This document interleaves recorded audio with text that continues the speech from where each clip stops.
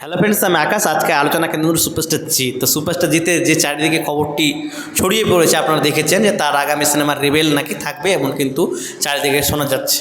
ইতিমধ্যে দেখছি বিভিন্ন ফ্যানমেড পোস্টার বানানো হয়ে গেছে। তার মধ্যে বেশ কয়েকটি ফ্যানমেড পোস্টার পড়লো যেগুলো তাক লাগানোর মতো। সাধারণত প্রোডাকশন হাউসকেও হার মানাবে এরকম কিন্তু ফ্যানমেড পোস্টার বানিয়ে দিয়েছে। তো যাই হোক, যে ভাইটি বানিয়েছে বা যে দাদাটি বানিয়েছে তাকে হ্যাটসঅপ জানানো উচিত যে এত সুন্দরভাবে ডিজাইন করেছে।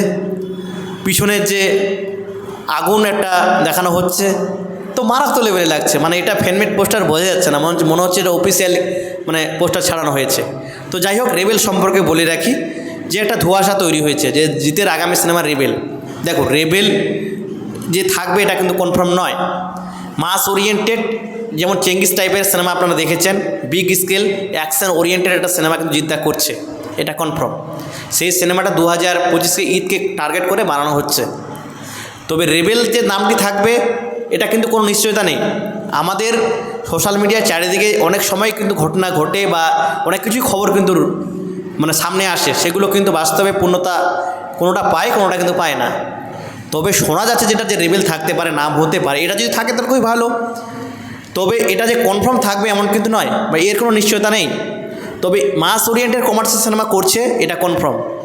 মাঝে তার কয়েকটি সিনেমা বিক্রি নিয়ে একটা নিশ্চয়তা তৈরি হয়েছে, যেমন চেঙ্গিস এবং বুমেরা। তার জন্য তিনি অ্যানাউন্সমেন্ট দিতে পারছে না, এটা সঠিক তথ্য। তবে খুব শীঘ্রই তার অ্যানাউন্সমেন্ট আমরা পেয়ে যাব। সম্ভবত আমরা অ্যানাউন্সমেন্ট পেতে পারি দুর্গাপূজার সময়, আর না হলে জন্মদিনের সময়, মানে জিদ্দার যখন জন্মদিন পালন করানো হবে সেই দিন হয়তো আমরা অ্যানাউন্সমেন্ট পেয়ে যাব। কিন্তু দুর্গাপুজো উপলক্ষে অ্যানাউন্সমেন্ট পাবো কি না চান্সটা খুবই কম, কিন্তু জিদ্দার জন্মদিন উপলক্ষে কিন্তু আমরা অ্যানাউন্সমেন্ট পেয়ে যাব। এবার যেটা পরিকল্পনা করা হয়েছে মানে বিগ অ্যারেঞ্জমেন্টে, এই মানুষটা ছিল বলেই কিন্তু আজকে আমরা অনেক এই বছরের কমার্শিয়াল সিনেমা পাচ্ছি বা পেয়েছি। দেবদা করছে খাদান, পারিয়া পেয়েছে সেমিমেন্টাল, বেশ কয়েকটি কিন্তু কমার্শিয়াল সিনেমা কিন্তু এসছে এই মানুষটার জন্য। এই মানুষটা এই এরাটাকে বজায় রেখেছে। তার জন্য খাদানের আজকে দেখলাম অনেক ফ্যানমেড পোস্টার তৈরি হতে দেখলাম। এগুলো বিগত 2-4 বছরে কিন্তু আমরা দেখতে পারতাম না, হারিয়ে গেছিলো এই জিনিসগুলো। তো যাই হোক, সেই যুগটা আবার ফিরছে, এটা জিদ্দার হাত ধরে, এটা মানে অস্বীকার করার জায়গা নেই। এই মানুষটা সর্বদা এই জনারটাকে বজায় রেখেছিল বলে কিন্তু আমরা আজকে এক এক করে সবাইকে আসতে দেখছি। সবাই মিলে যদি মাস ওরিয়েন্টেড কমার্শিয়াল সিনেমাটা যদি করে যেত কন্টিনিউ, তাহলে এই বাজারটা এতটা খারাপ জায়গায় কিন্তু আসতো না। তো রেবেল যেটা বলা হচ্ছে, যাই হোক রেবেল থাকছে না, অন্য কোনো নাম থাকছে। তো যাই হোক, এই সামনে সিনেমাটা আসছে ভয়ঙ্করভাবে ভাই, মানে সেই লেভেলে হতে চলেছে, মানে বিগ অ্যারেঞ্জমেন্টের এবং বিগ পরিসরে হতে চলেছে, মানে যেটা ভাষায় প্রকাশ করতে পারছি না।